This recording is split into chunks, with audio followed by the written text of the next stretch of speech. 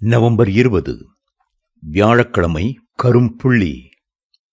நீ உன் கண்ணில் இருக்கிற உத்தரத்தை உணராமல் உன் சகோதரன் கண்ணில் இருக்கிற துரும்பை பார்க்கிறது என்ன? மத்தேயு 7:3.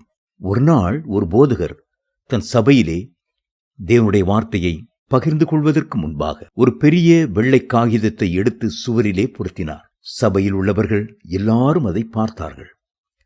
அந்த பெரிய காகிதத்திலே ₹1 நாணயம் அளவிற்கு கருப்பு நிறமான ஒரு புள்ளியை வைத்தார்.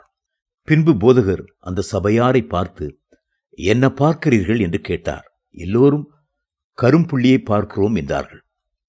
அதிகமாயிருந்த வெள்ளை பகுதியை காட்டிலும் அந்த சிறு புள்ளியே அவர்கள் கண்களில் பிரதானமாய் தெரிந்தது. அதுபோலவே சிலர் மற்றவர்கள் செய்த பெரிய உதவிகளை மறந்து விடுகிறார்கள்.